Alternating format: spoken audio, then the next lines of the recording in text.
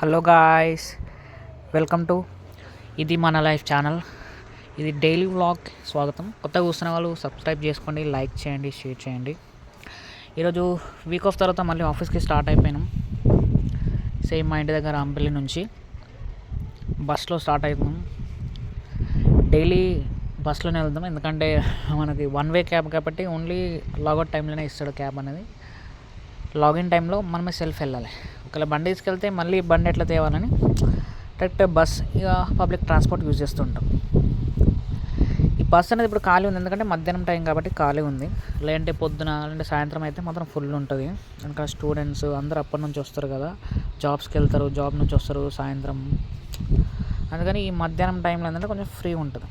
ఇక్కడనే కాదు, ఇక్కడ టికెట్ తీసుకున్నాను. ఎంత ఈసీఎల్కి 35 రూపీస్. ఇది ఎక్కడి నుంచి వస్తుంది, గట్కేసర్ నుంచి వస్తుంది బస్ అనేది. ఈసీఎల్కి 35 రూపీస్.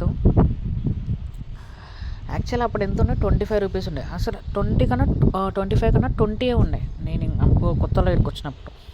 ఇప్పుడు చాలా రేట్లు అనేవి పెరిగిపోయినాయి. ఇంకో విషయం, ముందుగా పాత వీడియో చేశాను, పక్క Telangana chicken curry with biryani rice. ఆ వీడియో కూడా చూడండి. తెలంగాణ స్టైల్లో ఎట్లా బిర్యానీ చేస్తారో తెలుసుకోండి. ఇంకోటి బస్ స్టార్ట్ అయిపోయింది. నేను ఈసీఎల్ నుంచి ఇంకో బస్ ఎక్కేసాను. ఇక్కడ కూడా నేను టికెట్ తీసుకున్నాను. ఇక్కడ టికెట్ కూడా సేమ్ అంతేది, 35 రూపీస్. ఇది ఈసీఎల్ నుంచి తార్నాక వరకు. అంటే వీళ్ళు ఏం చేస్తారంటే దగ్గర స్టాప్లల్లో తక్కువ తీసుకొని వేరే స్టాప్లలో ఎక్కువ తీసుకుంటారు. అంటే దూరం స్టాప్స్ అనేది తక్కువ. యాక్చువల్లీ గట్కేసర్ తార్నాకకి చాలా రేర్ ఉంటాయి బస్సులు అనేవి. ఉంటే మాత్రం మస్తు ఉంటుంది. అప్పుడు నాకు చాలా సేవ్ అవుతుంది. కాకపోతే అవి రెగ్యులర్గా రావు. అందుకనే గట్కేసర్ నుంచి ఈసీఎల్ నుంచి అక్కడ బస్సు ఎక్కుతాను. ఒకవేళ నాకు ఎప్పుడన్నా దొరికింది అనుకో తార్నాక బస్సు డైరెక్ట్గా, నాకు చాలా సేఫ్. నేను బస్సు దిగా అసలు బస్సు ఎక్క, ఒకటే టికెట్ తీసుకొని తార్నాకలో దిగుతా అంతే. ఇక వచ్చేసాం, తార్నాకలు కూడా వచ్చేసాం.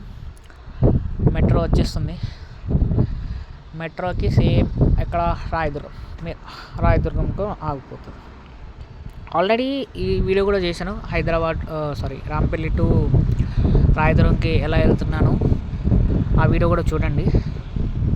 మీకు దాంట్లో కూడా కొన్ని వివరాలు తెలుస్తాయి. అంటే ఎట్లా ట్రావెల్ చేయాలి, ఏం ట్రావెల్ చేయాలి, అంటే ఎంత బస్ టికెట్ అవుతుంది. నేను ఓన్లీ బస్సులోనే వెళ్ళాను, బస్సు మెట్రో యూజ్ చేసాను, పబ్లిక్ ట్రాన్స్పోర్ట్ యూజ్ చేసినాను.